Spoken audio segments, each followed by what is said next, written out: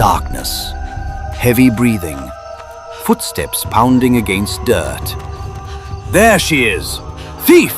Our money! A woman runs through a dark village path, stumbling, gasping for air. Behind her, torches flicker in the hands of shadows carrying machetes and sticks.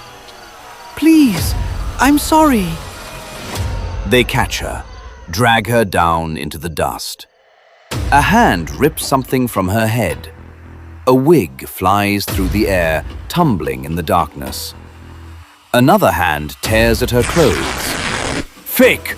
Liar! Pay us! Machetes raised high, descending. Grace sits up in bed, screaming. No! Silence. A single room, peeling walls, clothes hanging on a line across the ceiling. One mattress on the concrete floor. The bulb flickers, casting weak yellow light. Grace touches her chest. Her heart pounds like it wants to escape. She looks around the room, confirming reality. Just a dream. Just a dream. She gets up slowly, legs unsteady, walks to the cracked mirror leaning against the wall. Her reflection stares back. Rough hair, tired eyes, old nightgown with a small tear at the shoulder. Behind her in the mirror, the poverty is undeniable. The room is barely 10 feet across. Her face hardens, her jaw sets. I will flex this December, no matter what. She says it to her reflection like a promise, like a threat. Those village people will see me and give me respect. I'm tired of the shame. This year, I must shine. Her phone buzzes on. The mattress. She picks it up. The screen glows with notifications. 47 missed calls. Messages flooding in. Pampay. Your repayment is overdue. Pay now or face legal action. Sister, return my money. I'm begging you. Last warning before we involve the police. Today, you will explain this money. Grace silences the phone, throws it back on the mattress. After the village, I'll settle all of you. Let me just do this Christmas first. The next 3 days move like a plan executed by desperation. Grace stands in a small room with 8 women sitting in a circle. The contribution meeting. She dabs her eyes with the edge of her wrapper. My mother is in the hospital. It's serious.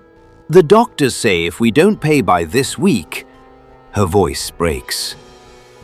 The women lean forward, faces soft with sympathy. Take this, my daughter. One woman counts out cash. 500,000 naira. You can pay us back in January. Grace collects the money with trembling hands, her eyes wet. Thank you. God will bless you. I swear I'll return it. She leaves the meeting. 2 streets away, her face is dry. No tears. She counts the money again.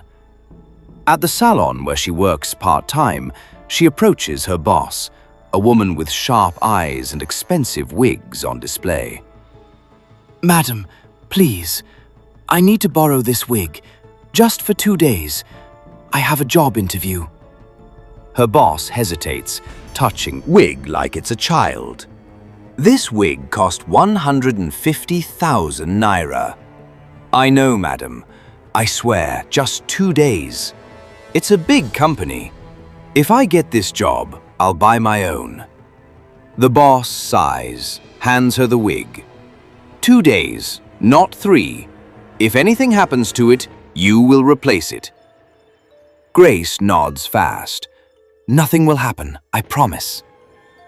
At her client's house, she admires a designer bag on the table. Sister, let me borrow this bag, just 1 week. I have a wedding. The client frowns. But this is my designer bag. I just bought it last month.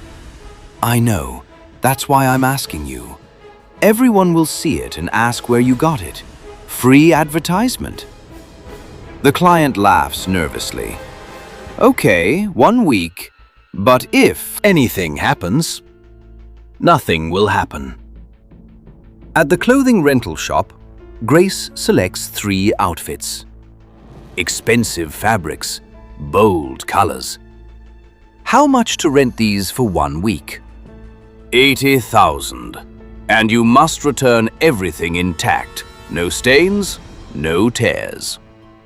Grace pays from the contribution money. At the car rental office, she books an SUV. I need it for 5 days. Where are you going? My village, for Christmas. The agent writes down her details. You'll need to pay a deposit, 200,000. Grace's hand shakes slightly as she counts the money. The pile on the table shrinks fast. Finally, alone in a friend's apartment while the friend is away, Grace sets up her phone on a stand, ring light glowing. She arranges the borrowed items around her, takes a deep breath, smiles wide. Packing for the village! Can't wait to see my people! She records herself holding the designer bag, showing off the wig, spinning in the expensive dress, posts everything. Heading home to Ugochi village, 5 days of family, love, and blessings. She tags the location, adds emojis, hits share. Her phone starts buzzing immediately with likes and comments. She smiles, but her hands are shaking. On her PalmPay app, she clicks one more button. Loan approved, 100,000 naira. She exhales. This will help me flex. Just a little. I'll pay everything back after New Year. She doesn't. I'd think about the interest. The SUV rolls into Ugochi village on a bright afternoon. Music plays from the speakers. Dust rises behind the tires like a golden cloud. Children run toward the car, screaming with excitement. She's here! Auntie is here! Grace steps out slowly. Dark sunglasses. The expensive wig perfectly placed. Designer bag on her shoulder. Heels clicking against the dry ground. She smiles wide, like a queen returning home. My people, I've missed you so much. Villagers gather quickly. Women ululate. Men nod with approval. Her relatives, the same ones who barely greeted her last Christmas, now rush forward. Welcome, sister! Look at you! You're glowing! Grace opens the bag, pulls out cash, starts distributing. 1,000 here, 2,000 there. The children jump and clap. Someone starts singing. Grace films everything on her phone, laughing, turning slowly to capture the crowd. Village love is unmatched. She posts it immediately with the location tagged. The likes pour in. But in her bag, her second phone buzzes, and buzzes, and buzzes. That evening, Grace sits under a mango tree with the village women. They're talking, laughing, sharing stories about whose children are doing well in the city. Grace nods along, smiling, but her eyes keep darting toward the road, the entrance to the village. Sister, you're so blessed, one woman says, leaning closer. What kind of work do you do in Lagos? Grace's smile doesn't move. Business. Import and export. Import of what? Bags, clothes, beauty supplies, many things. The woman nods slowly, impressed. That's good. That's very good. Grace's phone rings in her lap. She glances down. The screen shows a number she recognizes. Her whole body stiffens. An older woman reaches for the phone. "Sister, your phone." Grace snatches it so fast, the woman pulls back, surprised. Sorry, it's an important call. Work." She stands quickly, walking away from the group. The women exchange glances. Grace presses the phone to her ear, her voice low and tight. "I told you to wait until after Christmas." The voice on the other end is angry, rising. "After Christmas? You've been saying that for 3 weeks. We want our money now." "Just give me a few more days. Please, I'm begging you." "A few more days? Do you think we're playing? We know where you are. We saw your post. Ugochi village, right?" Grace's heart stops. No, don't come here, please. "I'll send something tomorrow." "You'll send everything, or we're coming." The line cuts. Grace stands frozen, staring at her phone. Around her, the village sounds continue. Laughter, chickens clucking, a child singing. But she hears none of it. She forces herself to walk back to the group, sits down, smiles. "Everything okay?" one woman asks. "Yes, everything is fine, just a client." But her hands are shaking. That night, Grace lies on the bed in her family's small guest room. The ceiling fan turns slowly, creaking with each rotation. She stares up at the wooden beams, unable to sleep. Her phone is under her pillow, vibrating constantly. She pulls it out. The screen glows in the darkness. 89 missed calls.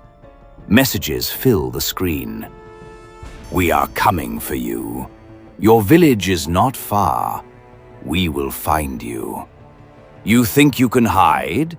We saw your exact location. Pompeii. This is your final notice. Pay now or legal action begins tomorrow." Grace's breathing becomes shallow. She sits up, wraps her arms around her knees. Outside, a dog barks. The sound makes her jump. She closes her eyes, tries to breathe, but sleep doesn't come. When it finally does, the nightmare returns. She's walking through the village square. People are smiling at her, clapping. Then suddenly, the smiles twist. The faces change. The clapping becomes pounding, feet stomping the ground. The crowd parts. A group of women appears, eyes burning with rage. One of them holds a wig in her hand. "My wig! Thief!" Another woman holds up a designer bag. "My bag! Liar!" Behind them, men with machetes, with sticks, with ropes. "Fake girl! Pay us! Today is your day!" They rush at her. She turns to run, but her legs won't. At nothing. She picks up her phone. The screen shows the time. 3:42 in the morning. And 127 missed calls. One new message. "We found your location. We are coming tomorrow." Her hands start to shake uncontrollably. She wraps the blanket around herself, but she's cold, so cold. Christmas morning arrives with bright sun and the sound of celebration. Drums beat somewhere in the village. Children run through the compound in new clothes, laughing and chasing each other. The smell of jollof rice and fried meat fills the air. Grace sits on the edge of the bed, staring at her reflection in a small hand mirror. Dark circles under her eyes. Her hands tremble as she applies makeup. Foundation to cover the exhaustion. Lipstick to fake the joy. She places the wig carefully on her head, adjusts it, puts on the sunglasses. In the mirror, she looks perfect, but her eyes tell a different story. Her phone has been off since 4 in the morning. She's too afraid to turn it on. Outside, the Christmas gathering has begun. A large canopy has been set up in the village square. Tables arranged in rows, pots of rice steaming, coolers of drinks sweating in the heat. The village chief sits at the head table, elders beside him, families filling the seats. Grace walks toward the gathering slowly. People turn to look at her, smiling, waving. Our Lagos sister, come, sit here. She forces a smile, sits down. Someone places a plate in front of her. She stares at the food but doesn't eat. Her stomach is too tight. A young girl, maybe 9 years old, sits beside her.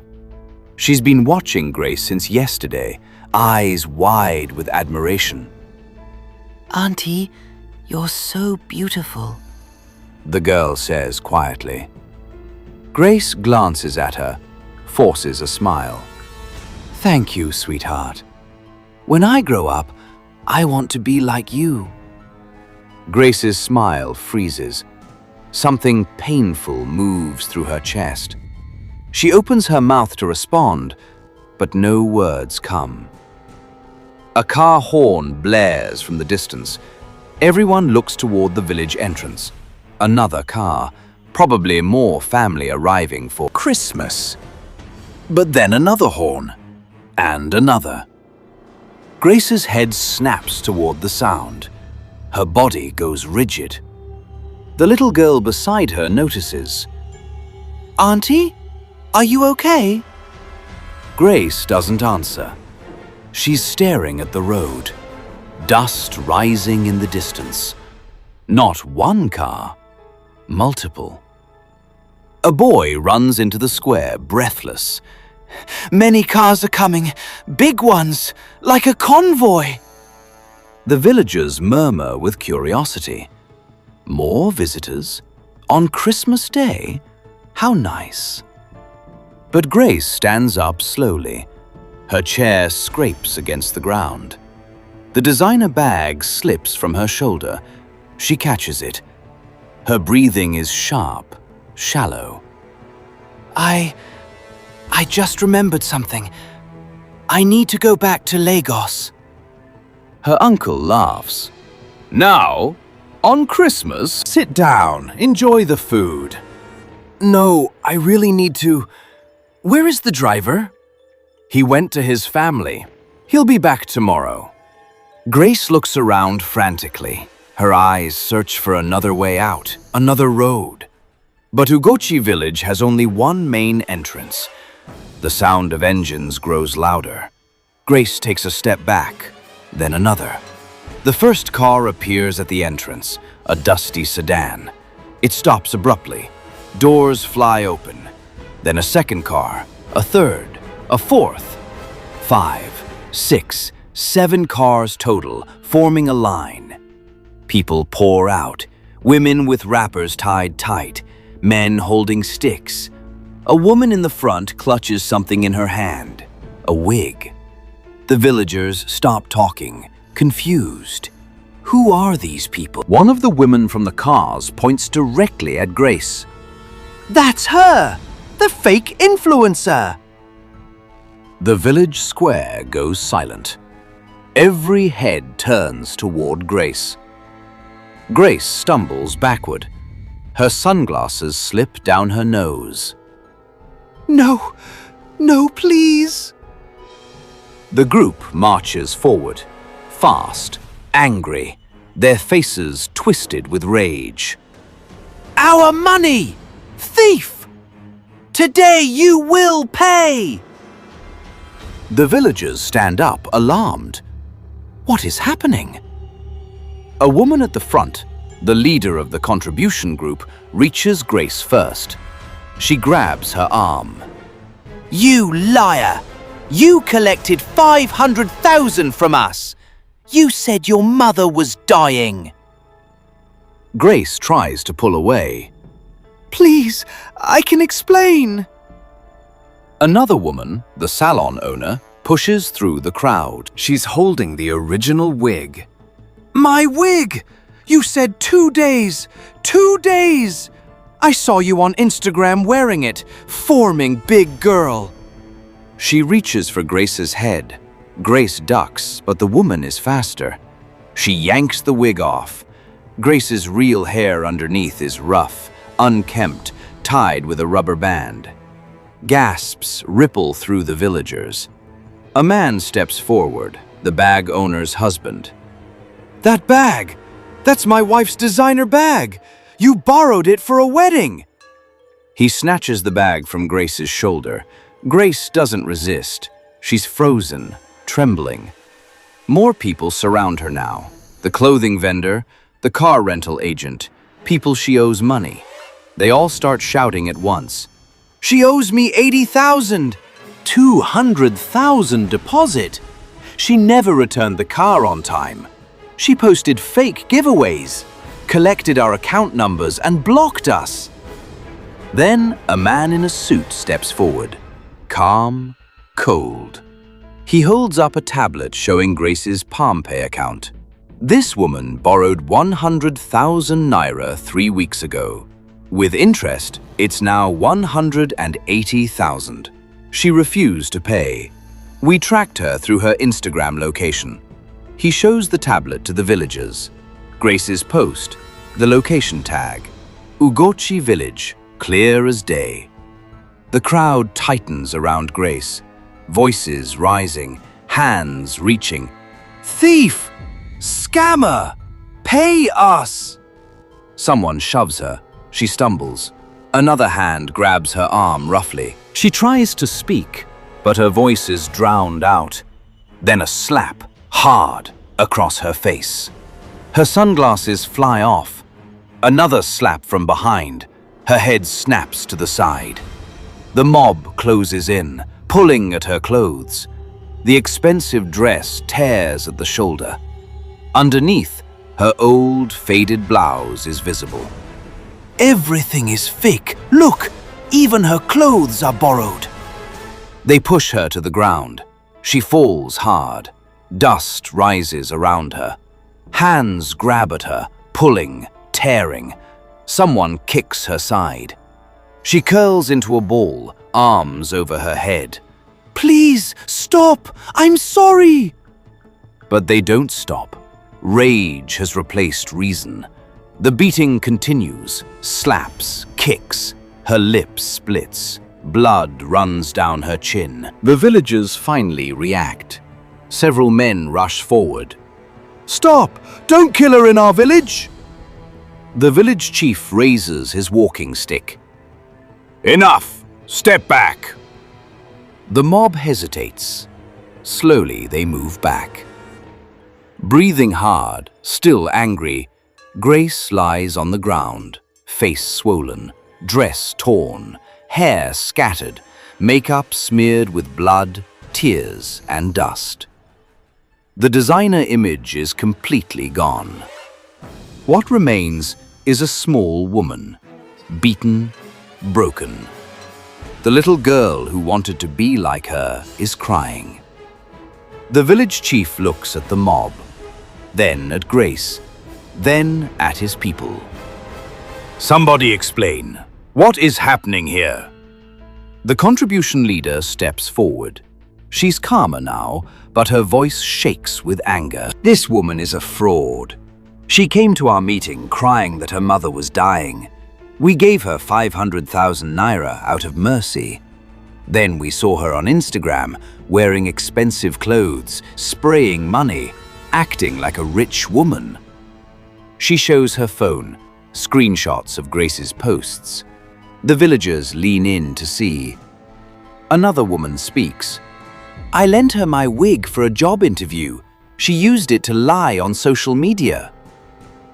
The bag owner's husband adds, my wife lent her a designer bag for a wedding. She came here with it, pretending it's hers. One by one, they present evidence. Bank statements, screenshots, messages, rental agreements. The villagers look at Grace, who is now sitting up slowly, hugging her knees. Her face is unrecognizable. Grace's uncle steps forward, his face a mixture of shock and shame. Is this true? Grace doesn't answer. She can't look at him. An elderly woman, one of the village elders, speaks softly. My daughter, get up, talk to us. Two women help Grace to her feet. She sways slightly, unsteady. Blood drips from her lip onto the torn dress. The elder asks again, gently, Did you do these things? Grace's mouth opens, closes, opens again. Her voice comes out broken, barely a whisper. Yes. The word drops like a stone into water. Ripples of shock spread through the crowd. Why? Her uncle's voice cracks. Why would you do this? Grace's face crumples. Tears mix with the blood. Her shoulders shake. I was tired. Her voice is so small. Tired of being nobody. She looks up at the villagers, at her family. Every December, people come here with big cars, nice clothes. They get respect. People celebrate them. But me? Last year I came with nothing. Nobody even noticed me.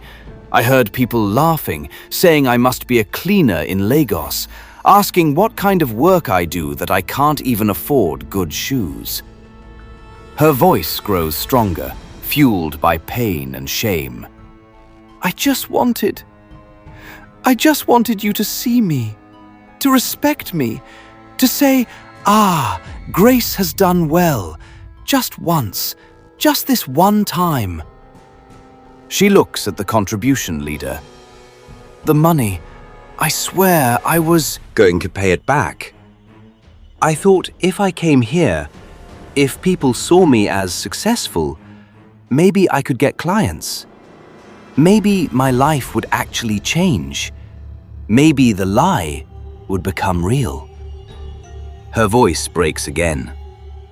I know it was wrong. I know. But I was so ashamed, so tired of feeling worthless. The Pompey agent steps forward, unmoved. Your story is touching, but where is our 180,000 naira? Grace looks at him, then at the ground. I don't have it. The contribution leader's voice rises. 500,000! Where is it? I spent it.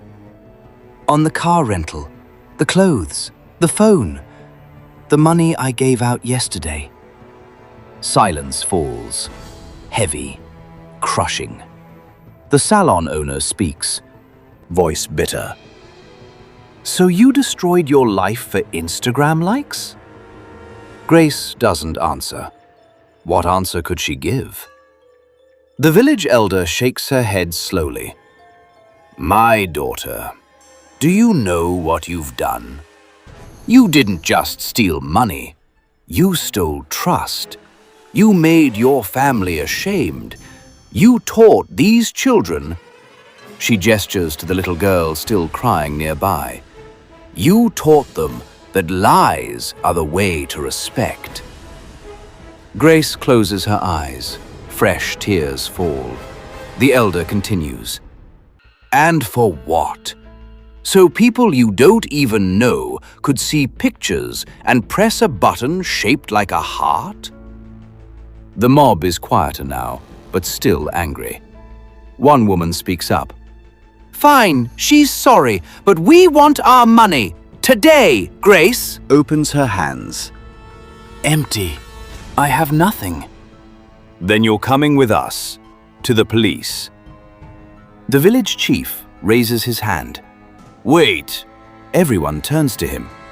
He looks at Grace for a long moment. This child has been beaten. She has confessed. She is destroyed. Taking her to the police will not bring your money back faster. She has no money. Then what do we do? The contribution leader demands. The chief thinks, then speaks slowly. She will stay here, in the village. She will work. Every kobo she makes, she will give to you until the debt is paid. Her family will make sure of it. Grace's uncle nods quickly, desperately. Yes, yes, we will. She will not leave until everything is repaid. The mob exchanges glances, uncertain. The Pompey agent shakes his head. That could take years. Then it takes years, the chief says firmly. But she will pay. On my name as chief of this village, she will pay. Slowly, reluctantly, the mob begins to disperse, some still muttering, some shaking their heads. The contribution leader points at Grace one last time. We will be checking every month. If you run, we will find you again. Grace nods weakly. As the cars start to leave, the villagers remain, staring at Grace, some with pity, some with disgust, some with sadness. The little girl approaches slowly. Her earlier admiration is gone, replaced by confusion and disappointment. Auntie, why did you lie? Grace looks at her, really looks at her. And for the first time that day, she speaks with complete honesty. Because I forgot that being real is better than looking perfect. The girl doesn't understand, but she will, someday. 3 months pass. Grace wakes before dawn. No alarm needed. Her body has learned the rhythm. She ties a simple wrapper around her waist. No wig, no makeup. Her natural hair is braided in tight cornrows, practical and plain. She walks to the village stream with a basin on her head. Other women are already there, washing clothes, fetching water. They greet her quietly. She greets back. No one mentions the incident anymore. It's become part of the village's history. The Christmas when the fake influencer was exposed. Grace kneels by the water, begins to scrub clothes. Her hands, once smooth and manicured, are now rough and calloused. She doesn't mind. There's something honest about the work, something clean. A young girl approaches. Not the same girl from Christmas, but similar. Bright eyes, curious. Sister Grace, my mother says you used to live in Lagos. Grace continues scrubbing, doesn't look up. Yes, I did. Was it nice? Grace pauses, thinks about her tiny room, the peeling walls, the constant hustle, the borrowed life. It was what I made it, and I made it a prison. The girl doesn't understand. She sits beside Grace, dangling her feet in the water. I want to go to Lagos when I grow up. I want to be on Instagram, have many followers. Grace stops scrubbing. She looks at the girl, really looks at her. Do you know what I learned? What? That the number of people watching you doesn't change the person you are. If you're empty inside, 1 million followers won't fill you. But if you're full inside, you don't need anyone to validate it.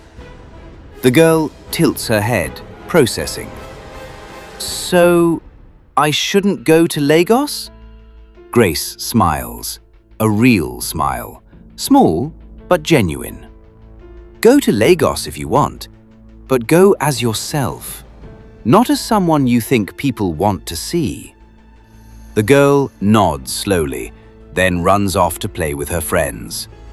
Grace returns to the clothes, scrubbing, rinsing, wringing out the water. The sun rises slowly, painting the sky orange and pink. Birds sing in the trees. The stream flows steadily, indifferent to human drama. Her phone, the old one she's allowed to keep for emergencies only, sits beside her, wrapped in a plastic bag. No Instagram, no camera, no audience. And for the first time in years, Grace feels something close to peace. She still owes money, 430,000 naira remaining. It will take 2 more years of work to pay it off. But every kobo she pays back is a piece of her dignity restored. Every honest day of work is a step away from the person she was. As she walks back to the village, with the basin of wet clothes balanced on her head, she passes a group of teenagers huddled around a phone, laughing at something on social media. One of them looks up. "Sister Grace, come and see this video!" Grace shakes her head gently. "I'm good. You enjoy it." They shrug and return to the screen. Grace continues walking. The wet clothes drip water down her back, but she doesn't mind. She's carrying something real now, something earned. And in her head, a thought forms. Simple.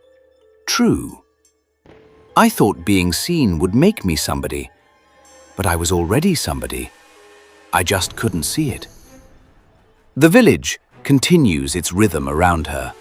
Children playing, women cooking, men working in the farms, life moving forward, as it always does. Grace sets down the basin in the compound, begins hanging clothes on the line, one by one, carefully, taking her time. No rush, no performance, no one watching. Just her, and the work, and the slow, steady rebuilding of a life torn down by the need to be more than she was. The young girl from the stream runs past with her friends, laughing about something only children find hilarious. Grace watches them, smiles.